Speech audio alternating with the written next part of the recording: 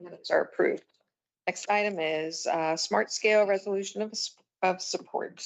And is Adrian, are you going to do that? Laura. Hey, Laura. Good.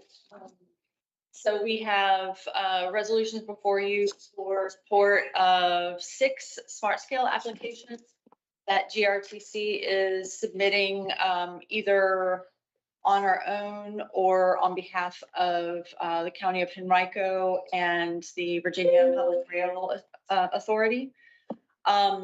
We have 2 smart scale applications for the north-south BRT project that we are submitting, and then the city of Richmond is submitting a 3rd application. So we're asking for support of all the projects. The projects that we are submitting are the northern segment of the north-south BRT, a combined application for the central segment and the southern segment. And then the city of Richmond is submitting the application for just the central segment alone. And the reason we're doing that is the southern segment on its own was screened out in the pre-application process. So by itself, it will not be moving forward to a full smart scale application.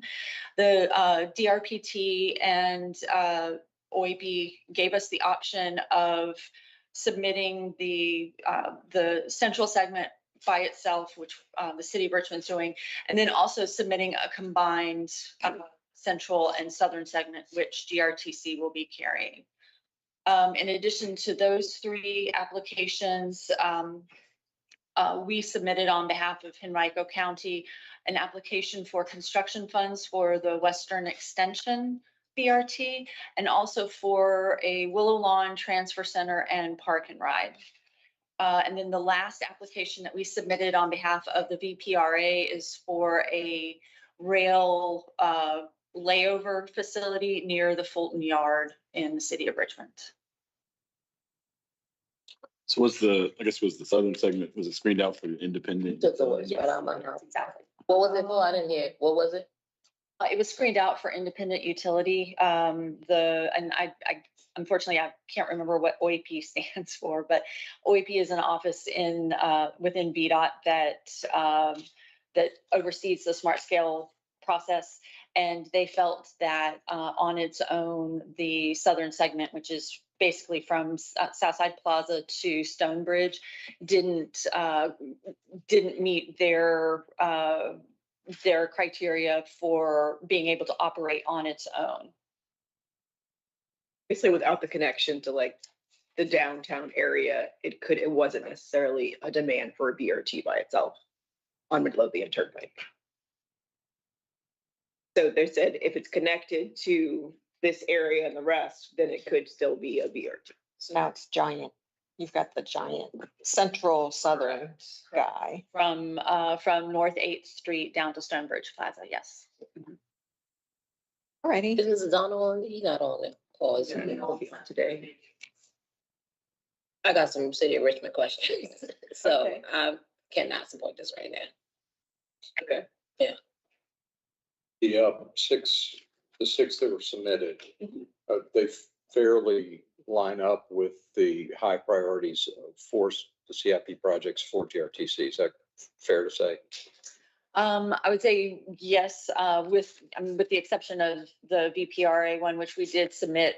We offered them one of our slots, but yes, they all do meet our priorities. Sort of about matching the priorities we have Correct. Yes. for growth. It just we're able to smart scale submit. Okay.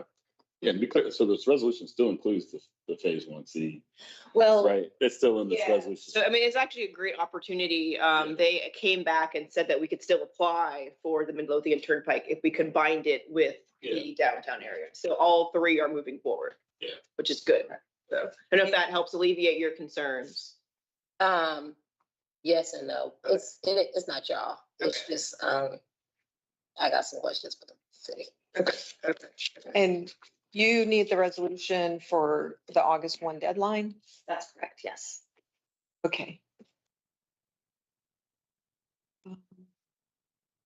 All right, so do we want to move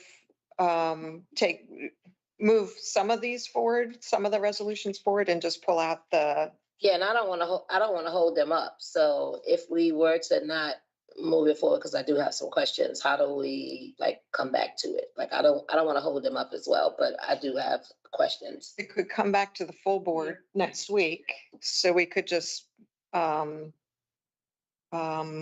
we can make a recommendation to the full board on the remaining and say that we needed more information on this, north-south BRT. And we'd be able to vote on it at the full. Okay, yeah, let's do that. They Okay. give me enough time for next week. That's good. Okay. So if someone wants to make a motion that we recommend the resolutions of support move forward for all the projects except those related to north-south BRT, which will defer on and allow us some time to get more information if there's a motion for that. Did that make sense? Yeah, can I just make that motion? Yeah, that would be great. Is there a second? Second. All in favor, say aye. Uh, Right, so that moves forward. Thanks. All right. Next on the agenda is an update on the FY28, FY32 service concept planning. So Afternoon. My name is Tom Bonner. I'm a relatively new employee. I think I've seen most of you around the building at some point. I'm on the planning team under Frank and Tricia. I just wanted to give you an update on last week. We had a 3-day design retreat with Jarrett Walker and Associates, one of the 2 firms that are contracted to help with our 5-year plan starting 2028. And over the 3 days, it was an in-person meeting held at Plan RVA's offices. We had participation from 8 out of 9 jurisdictions that we serve. And the goal was to bring the jurisdictions out to look at drafting some concepts based on different parameters for what we could expect 5 years and going forward. So the first 2 days were our core jurisdictions. So we had Chesterfield was there, Richmond, and Henrico County all participated both days. And we looked at 3 concepts. So the first 2 were based on funding staying about the same, but costs going up. So ultimately reductions in service. So we looked at one concept that promoted ridership. So focusing on higher frequency and higher density of uses, either residential or employment. The other was looking at more of a coverage scenario. So trying to just get service to as many parks and places as possible. The third concept scenario was if we could get increased funding. So kind of a wish list. By the end of the 3rd day, I was a little nervous that we would fill 3 days up, but we certainly did. We looked at each at a time about what's working, what's not, where there are opportunities to improve efficiency and redundancies. So it was a good exercise. And like I said, by the end of the 3rd day, all jurisdictions have participated. The only one that was to attend was Charles City County. But yeah, good showing by our core jurisdictions. Appreciate your attendance as well. The JWA is going to take that work, the essentially markers on physical maps, and turn that into digital materials that are a little bit cleaner, running the actual numbers behind those to see what makes sense and how that, how the dust settles. We expect to have the draft concepts by August, and then that will be available for review, and that will feed into the final recommendation, which we would expect at the beginning of 2027. Thank you. Questions? any questions?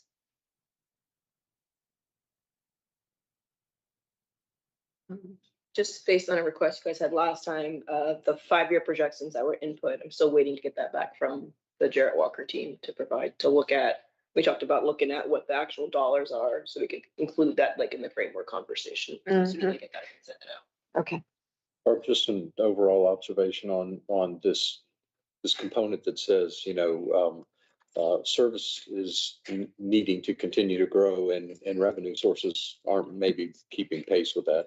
I think that sets even more important the bar of trying to plan so that jurisdictions that are served can be understanding of how, if we have true multimodal, that actually increases real estate value, taxable real estate and so forth, so that there is an actual, it's an indirect revenue source, but it becomes as a component of people choosing to leave their car at home or not have a car because they have good, efficient transit.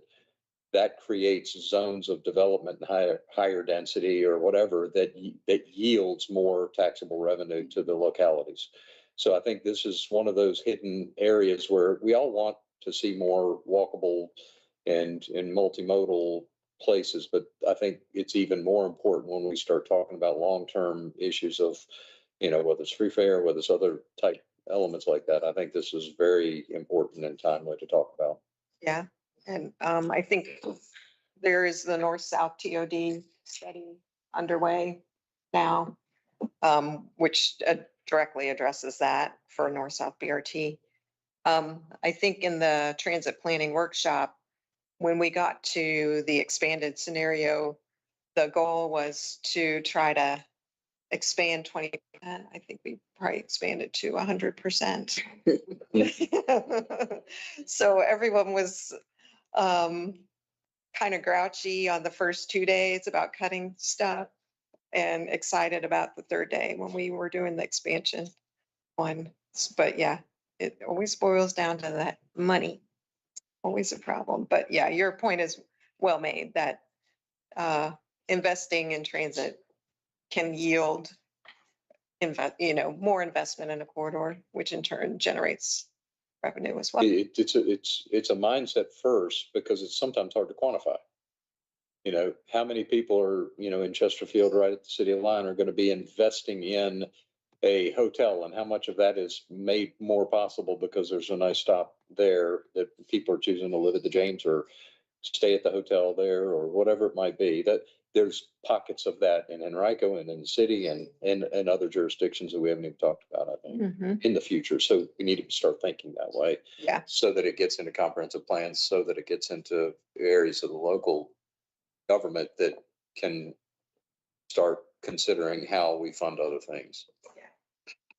Yeah. It was 8 of the 9 jurisdictions participated in the workshops, which was great. And we had a check-in at the end of the day from 4 to 5 to anyone who did not participate in the more of this technical staff and more elected officials or higher level leadership who had the opportunity to come. And so with the expanded version, we did have the inputs and heard a lot of the needs or even explored. I mean, it was nice having all the things you just said as far as like the benefit, the consultants being able to explain how it kind of is a driver of the economy. We had a lot of the rules talking about new employment centers coming in and how to get employees there, which that also ties into like economic development and the needs associated with that. So I feel like it was good for us all to be together talking about it regionally and kind of looking at those needs on, even though it was an expanded scenario, being able to see what the region would need to support the growth of all of that. Sounds like no 12-story midtown for Charles City County. The one group They weren't there to talk. and 12-story. All right. We'll move on to the next item, which is a legislative update. And you all have a copy. As requested this time, we have printed material for the legislative update. Federal pretty much remains unchanged over the last month. We are still tracking the THUD and CIG programs for competitive grants being funded in the long term. The surface reauthorization, we believe, is going to be produced in some type of draft form from the House coming soon, with the anticipation of a September 26th enactment. I still believe that we're going to have continuing resolutions until the midterms are done. Moving over to the state side, one thing is for certain, this time next month, we're either going to have a budget passed at the state or we're going to be talking about furloughs. So that is a fact. We have never been this far or that close to the next fiscal year at the state of not having a budget. I'm pretty sure many of you have been dialed in on what the conversations are in the Senate around data centers. So much so, I think I was a little bit more optimistic last meeting when I was saying that the budget is passed on the Senate side, that we would probably tax data centers next year. I don't think that's going to happen. And hearing Speaker Don Scott basically saying that we need to keep our promises, and one of those promises to data centers where we weren't going to expand taxes before 2032. So even if the Senate does pass that piece of legislation or that budget this year that does tax data centers, those bills that we were talking about last year that included taxing data centers are probably going to be dead on arrival on the House side. So that's just something for us to keep in our hand. House Bill 200, I call that the TRIP bill. That was a bill designed with ambiguity from Delegate McQuinn that will allow, or we went after the bill in the auspices of allowing people that applied for zero fare within that window. We did an MOU with Richmond and VCU at the time when we went for TRIP. It was a 5-year sunset. After 5 years, the local government would need to pay the whatever that outstanding balance is to keep zero fare involved or keep zero fare going. House Bill 200 put that piece of legislation under TISDAC, which allows TISDAC to revisit that and possibly allow us to reapply. So even though originally we only had a 5-year sunset, this bill has now been enacted, will allow us to reapply. What that looks like, TISDAC is still working through the Transit Service Delivery Advisory Committee is still working through DRPT. We have it on good authority that DRPT has already approached us. This calendar year, there will not be recommendations for House Bill 200 as it relates to TRIP. So that's just DRPT is not going to come in and say, we're not going to fund free fare for returning recipients. They really don't know what they're going to do with it. They're going to work over the next year with participating partners and agencies to see how they can make sure that if they enact something, it keeps everyone healthy. We, as GRTC, along with others, pushed for that bill to make sure that we had a fail-safe when it came to zero fare. So that's something that we'll be monitoring. Also with TISDAC, the merit formula or the merit funding, John always talks about the state level of how we get funded every 3 years. They changed that formula. Right now, when the next CTV meetings happen, I believe in July, there's going to be a recommendation coming from TISDAC this month to the CTV of what that merit formula should look like. Right now, we did so well in that formula. They put a cap of 30%, and that's because our ridership was just doing so well. So we don't know what the future metrics are going to look like, but as soon as they're adopted in TISDAC, we'll share them with you all. House Bill 564, I would call it the Clear Lanes Bill. That was something that kind of was initiated in the pilot program through Dexter and his team. We worked with Hayden AI, which allowed us to put cameras on buses for zone or infraction enforcement. Within that pilot program that he led, we had over 1,200 infractions. I think Director Smith had said something last meeting as we talk about zero fare. You guys want to take the position of not talking about zero fare in the budget anymore, but it just being a part of the operations moving forward. This is an opportunity we believe that can help us address some of the zero fare needs through enforcement of AI technology on buses and bus lane enforcement. The pilot program, we had 1,200 infractions. It was just on our pulse system and I believe the Route 5. We can, with this piece of legislation, we can expand it. We can work with Chesterfield. We can work with Henrico, not just with the BRT system, but as this thing expands, we can work with your localities, and we hope to work with your localities to try to recover some of that revenue from violators. Right now, we're doing research. Richmond City Public Schools currently recovers maybe 20% of what they bill out. Today, an article came out with New Kent recovering 50% of what they put out as far as billables. So we're trying to figure out what the best metric is before we start telling you all numbers of predictability. But we definitely want to work with you all through the board, starting with the administration before we get into the parking, zoning, et cetera, because it does become tug of war once we get down in that area. Next steps, we're going to be trying to coordinate with local governments, legal counsel, and law enforcement partners. We're going to develop preliminary financial scenarios, including collection assumptions and potential net revenue. We're going to also look for pilot corridors and return to the board with funding recommendations. We're going to also identify technology needs because, of course, there are going to be things that we need to pay for to implement something like that. And by identifying those needs now, we'll be able to get grants put in from the state and federal level to support us in those efforts. But that's the legislative effort, legislative update I have right now. Question, when you say the City of Richmond School Zone Enforcement Program, what? Okay, so right now, Senator Jones, when he was a delegate, had put in legislation to allow AI enforcement in school zones. So right now, Richmond on the bus, on GRTC bus? No, not on GRTC buses, only in school zones. They go through speeding. They have that AI technology. The gray cameras. Cameras. Yeah. The gray cameras. So Okay. those are charged at $250 right now Mhm. through the school system. They only recover 20% of that. So in our research, we don't want to come to you and say, of the 1,200 that we did in 30 days, we expect 100% recovery. So we're doing research now across the board, not just within the region, but with other agencies. And what does that recovery look like? So if I tell you that, yeah, in 30 days, we have 1,200 infractions, we can guess with reasonable assumption that within whatever that percentage looks like, Richmond is one of the lower ones on assumption to collect it. Well, I guess my question is because I thought this was a RPD program.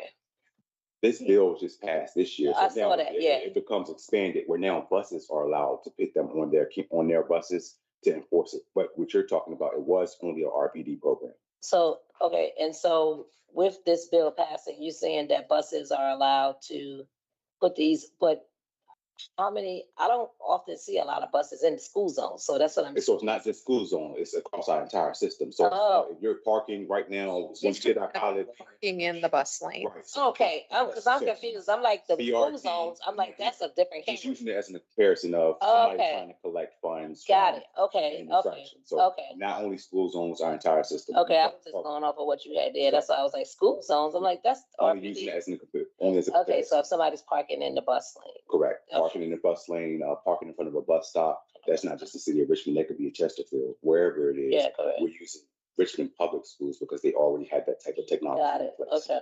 All right. It's an aside, but it's surprising to me that if I heard you right, talking about the collection rate being so low, I would have thought that you got a camera, you got this, you got the threat of the law. You said it's 50%.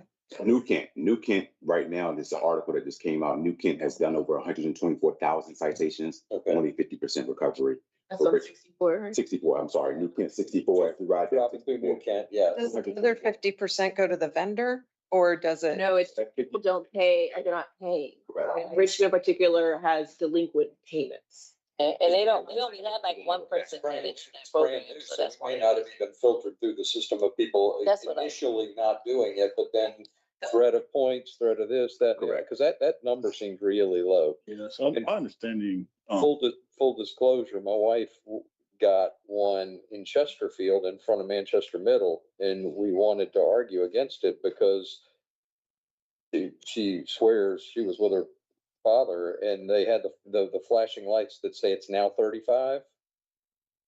She swears she's a teacher, so she looks for those things. But by the time she got to the light, it basically got the citation. We mulled it over and we're just like, yeah, we could go to court. We could argue the fact. We could do all that kind of stuff. But I mean, it's pretty darn tight to say you're then going to pay court costs. You can pay this. It's like pay the $100.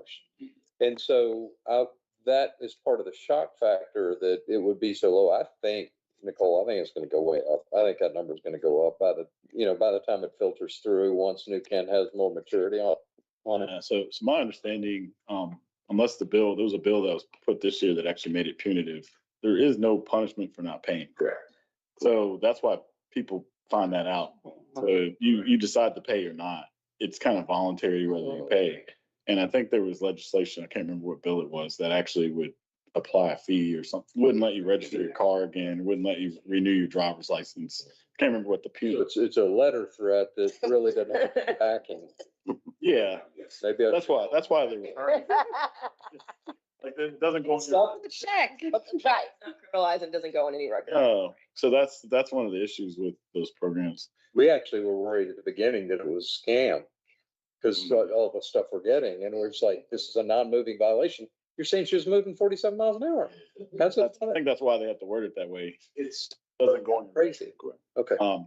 Question for you. So I guess with the bus infraction, for lack of a better term, are there companies, I know with the school speed violations or even like some of the red light cameras, some of the other things, there's no upfront cost a lot of times. A lot of those companies, essentially they recoup their funding from the pay, like they take a payment of the infractions they send. Is that kind of how? So some of them do, so the one we did for Richmond, it was like a lion's share of it was going to the vendor. So we wanted to make sure we weighed the pros and cons of if we go to a vendor, are they giving us 80-20 splits? So there are some that come, when we did our pilot program with Hayden AI, they will front you the equipment as well of just how you capture.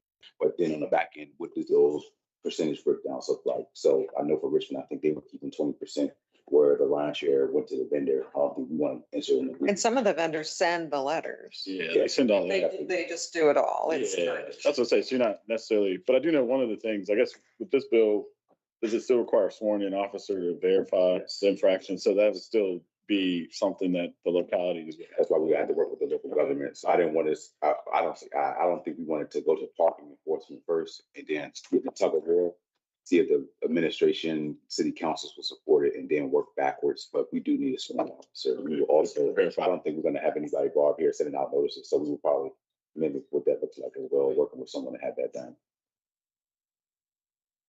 Yeah, I was asked because we currently don't have in Henrico, the Enforcing it.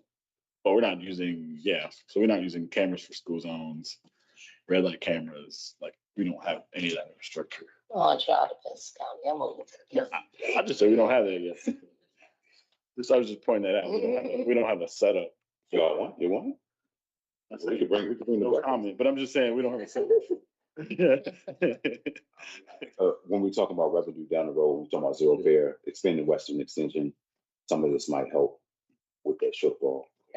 We have less issues, people parking in bus stops in Henrico County, just for the nature of where they are. It is primarily, I would say, a city concern. Even with delivery services, I feel like it's primarily like the Front Street corridor or Cary towns. All right. Yeah, thank you. Thanks, Joe. Next on the agenda, project updates. Laura, thanks. Have printouts if you all would like those. Oh, I always like printout.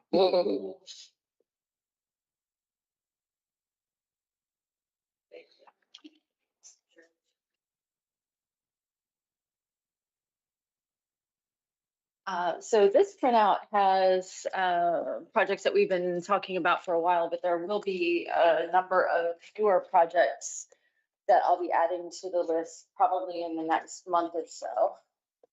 You're welcome. So I'll just go down this list, starting with a conceptual design for NEPA for 325 East Belt Boulevard. We actually submitted a merit grant application for this project this year, and it is included in the draft of the 6-year improvement program. So we expect to be awarded the grant in July to begin that work. All of the everything is drafted. We have not submitted that one to procurement yet, but we will be submitting that to procurement within the next month to get the ball rolling on that process. For the temporary downtown transfer station, we actually rolled that work into the larger pavement remediation and replacement program that we're doing here. That project actually starts on the 22nd of June and is expected to take a month. We will be repaving the entirety of this facility, and then the actual bays at the downtown transfer station, as well as the apron, the entrance and exit aprons at the station. Unfortunately, that's going to mean that we will need to actually shut down the transfer station during that time, because it takes about 3 days for concrete to cure, and they can't do the concrete until the asphalt is complete. So our operations is aware of this. We're working closely with the contractor to schedule everything out so that we can put out plenty of advance notice to let people know and to coordinate with the city. Because basically what we'll end up having to do is do transfers on the street for the time that the transfer station is closed. For the Pulse Western Extension, we have been working with VDOT over the last few months to address comments and questions they have about our plan to date. They've asked for several additional information items for the traffic study in advance of them signing off on the project. I just saw yesterday that our contractor has sent them their request for information on a TSP only option with no dedicated lanes, which they asked for just to dot all our I's and cross our T's. They are aware that they are the last piece before we are able to submit our NEPA package to the FTA. So we've asked for expedited review of that last piece so that we can get everything to the FTA. What is TSP? Sorry. Traffic signal priority. Oh, yeah. I've asked that question before. So right now, we don't have a firm date yet for when we can expect to deliver our NEPA package and get response from the FTA, but we're anticipating realistically probably August or September at the earliest. That was a request from VDOT? That's that? correct, yes. Okay, and they didn't originally make that request No, at the beginning of this. Yeah. no, they didn't. Sorry. I'll let me think about it. I just wanted her to say that. For the North-South Pulse, as I mentioned earlier, we are working on full applications for Smart Scale as we speak.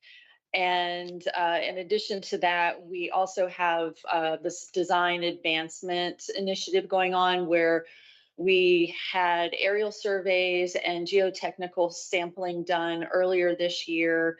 And we are currently surveying the entire corridor. But we're focusing on the areas where we're proposing to put stations so that we can move that part of the design forward and move into the final stages of our NEPA analysis for that project. Right now, we anticipate NEPA being complete for the North-South at the end of this calendar year. For the Franklin accessibility improvements, that's actually a project that the city is leading up. We're providing financial assistance for the design part of that project.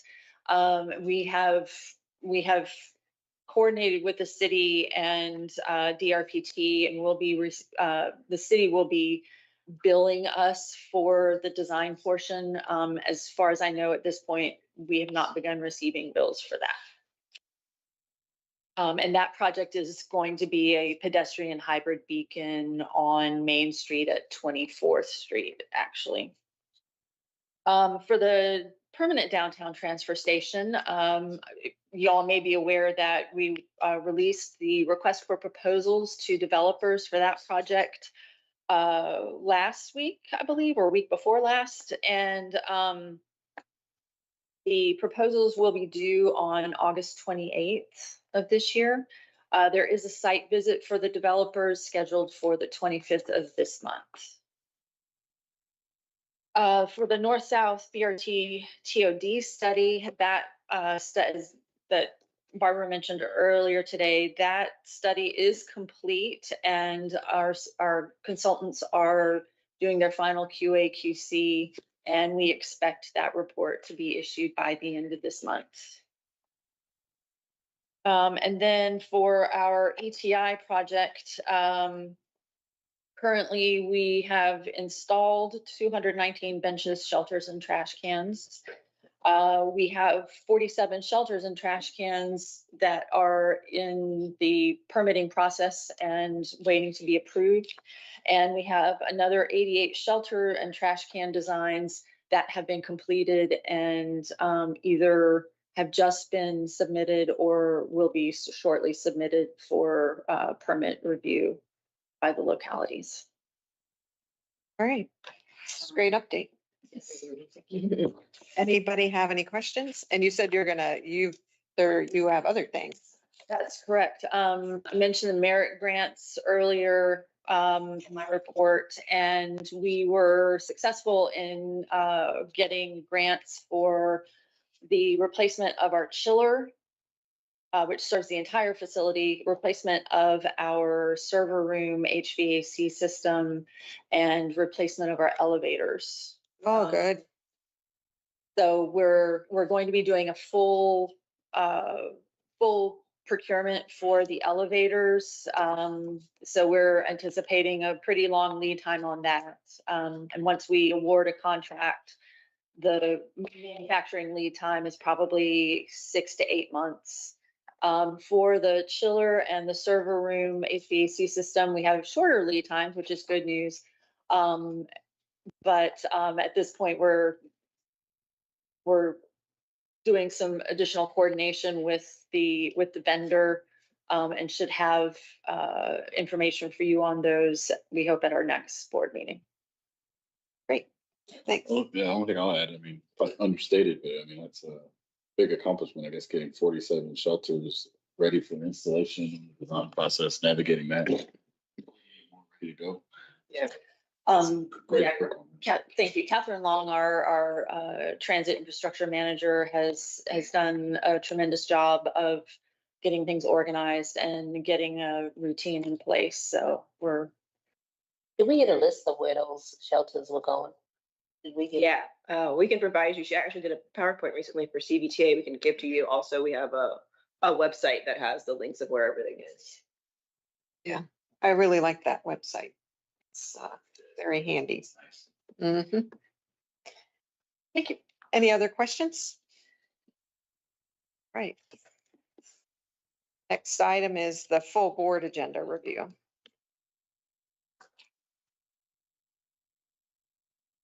We have a copy of that to share out. Okay.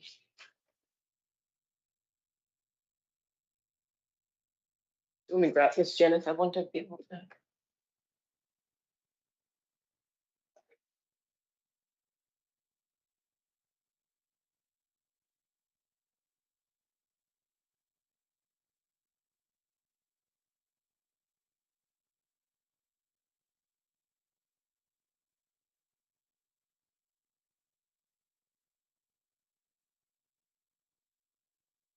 You wanted to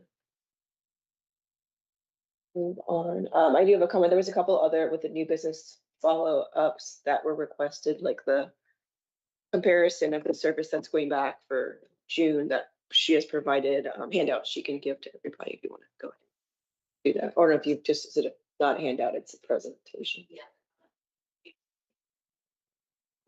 Okay, so we'll skip over to new business and talk about the June service changes.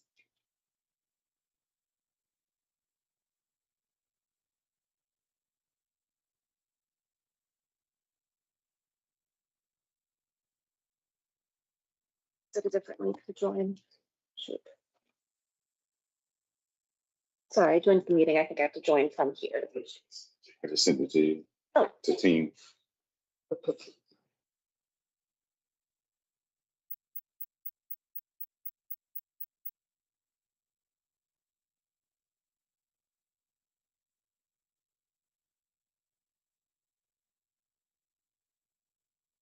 Right.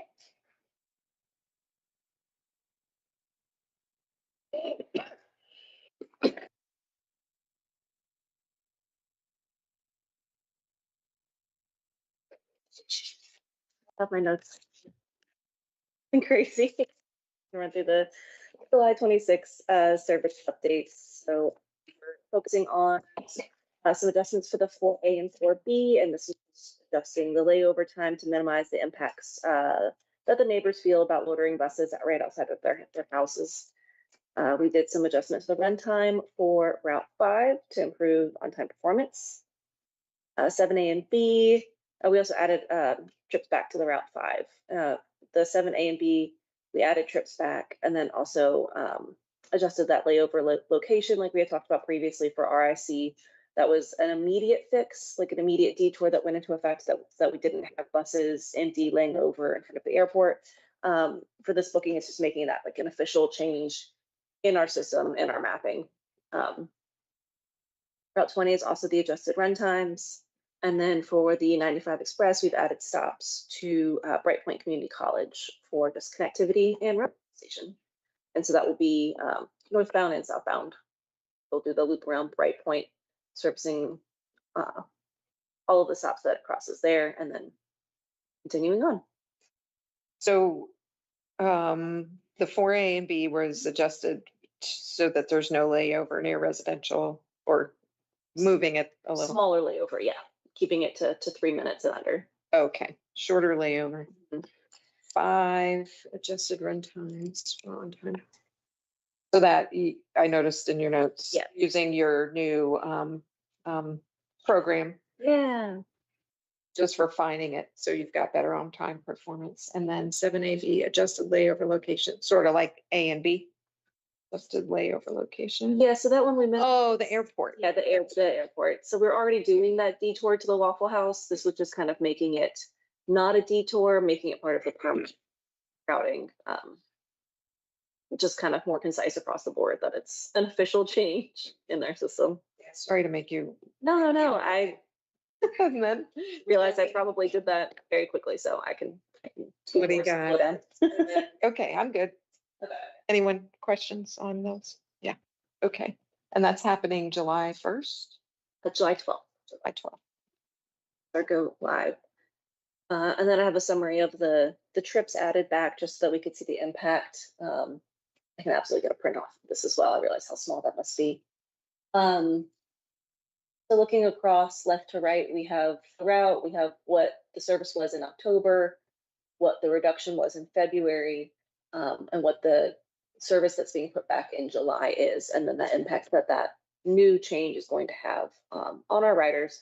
So we didn't put back a ton. We're still limited on operators. So we, again, focused on maximizing the amount of service that could go back and the amount of riders that we could impact with that decision. So we focused on the 5, the 7A and 7B, and increasing that 30-minute headway by an hour on each route. So it was running till 9 on Route 5. We're going to keep it going till 10, and then we'll do the 60 minutes after. And then same thing for the 7A and B. We were doing 30 minutes until 7. We're going to keep that going till 8, and then 60 minutes after. And then when you look in the impact column, looking at the ridership that was present before the reductions is where we're getting that average of 35 riders a day will be impacted by the Route 5 additional trips, and 72 riders will be impacted bringing back those trips on the 7A and 7B. So those are riders that were having to shift to either an earlier time or a later time because we removed that trip. So making sure those were on our high priority list to bring back when we could. So excited to have those back. Those, I guess, would you say a lot of that is attributed to some of the driver hiring? Mm-hmm. Okay. Yes.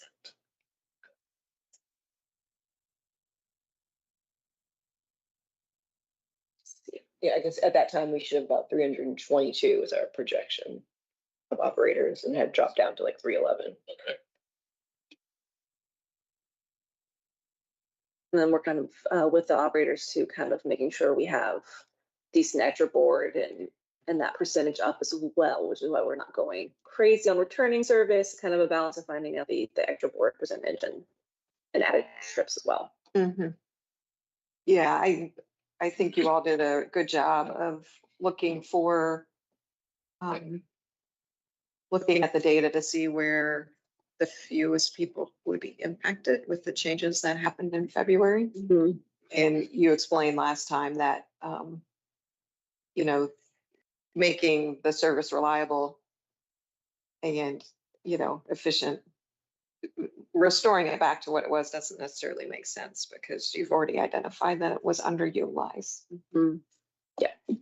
And there are some changes, you know, the Broad Rock, switching it out for link service, Route 1, going to J Sarge on the weekend when they don't have classes.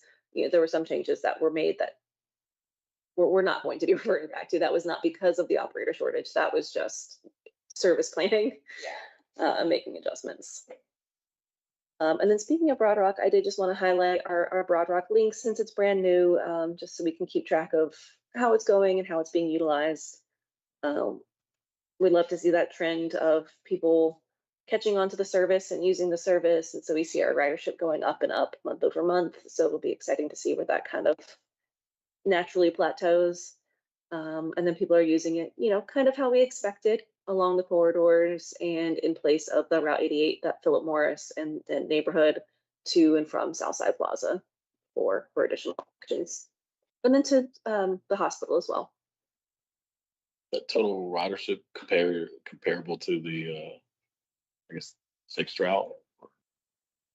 That was happening. Increase in riders or same? decrease? Do you know that? Very quickly look that up. Actually, Tom, do you mind pulling up, an MRR from when the 88 was still around? And do ridership by route? Then Adrian, you'd asked for some demographics on the pulse? Compared to, do you have also the local number? Yeah, local and pulse. Are both on there. This is a request, from, Councilman Jones. See who was riding the pulse versus Right. versus local. So the top line on each of these is pulse riders, and that middle bar is our local riders. And then we do have the express at the bottom. And this breaks it down by race, ethnicity, age, average income, or total household income, excuse me, and by gender.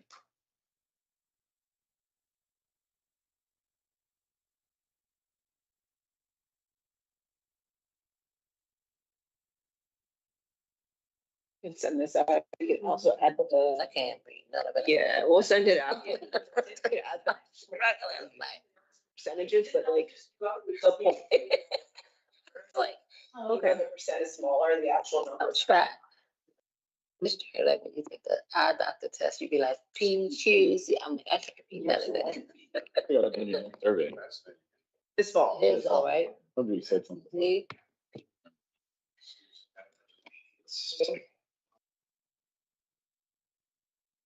When it was still active, we were seeing about 1,000, 1,100 riders in the month.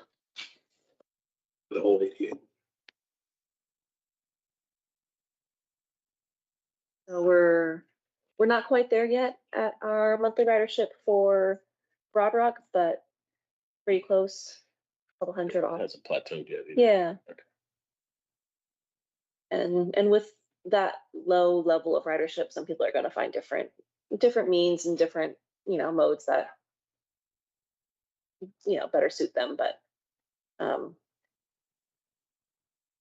then some of the riders that we see here too are not anywhere on the 88, so people outside of the 88 are also catching on, so. Mhm.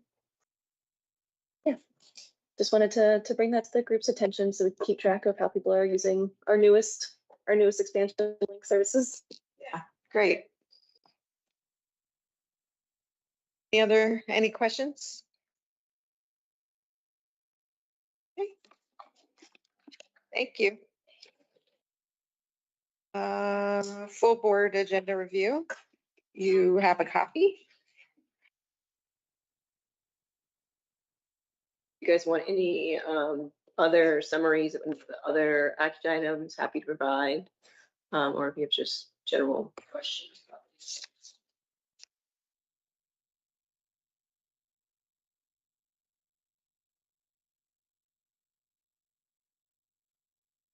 So on the full board agenda, do we need to swap out A? Did I miss that consent agenda? Item 5A will flip over to discussion, or is that? Yes, it'll be an action item.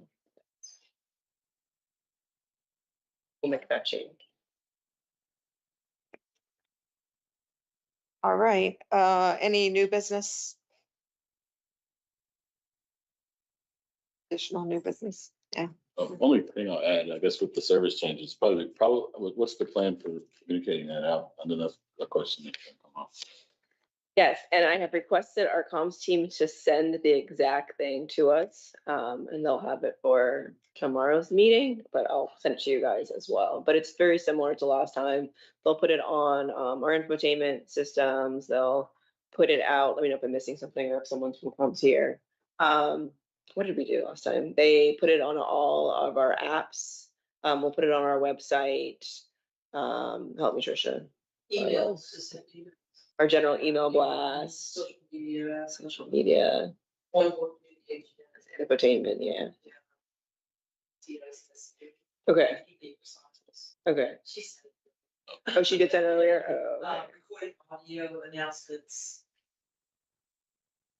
Oh, she said it during the meeting, okay. That'll be a question if it's not stated.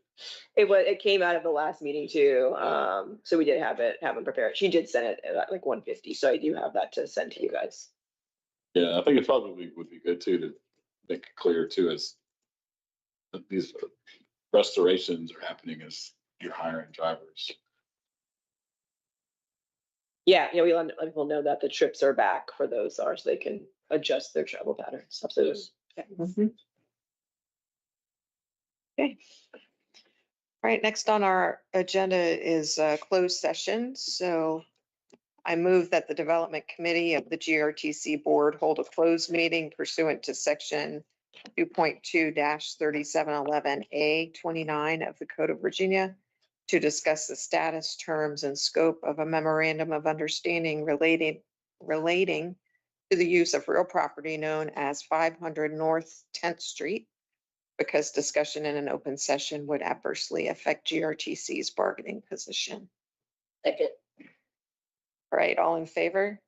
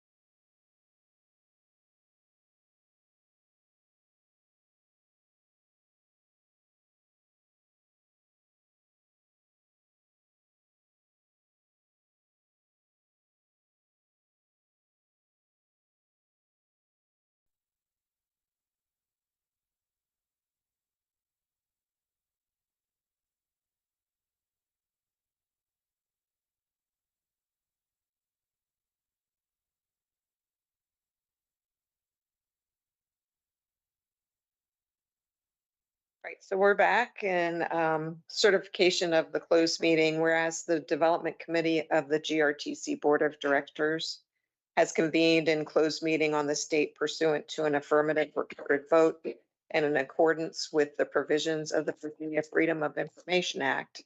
And whereas Section 2.2-3712 of the Code of Virginia requires a certification by the Development Committee that such closed meeting was conducted in conformity with Virginia law. Now therefore be it resolved that the Development Committee of the GRTC Board of Directors hereby certifies that to the best of each member's knowledge, one, only public business matters lawfully exempt from open meeting requirements under Virginia law were discussed in the closed meeting to which the certification resolution applies. And two, only such public business matters as were identified in the motion convening the closed meeting were heard, discussed, or considered by the committee. So witness the following vote of committee members. Barbara, yes. Nicole Jones. Aye. Dave Anderson, Yes. Burrell Hughes, and Mr. Donald is not present. Okay, so. Next on our agenda is, I gotta find my agenda. Adjournment. That's it. So I second that. Okay. Thank you, everyone.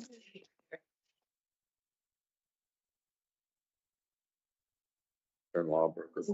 Oh, Fell no. off the horse. Oh, no. Gotta figure out whether she got surgery. Oh, Lord. Where is it? Right here. You want this, Right. put this stuff back down? Huh? Oh, okay.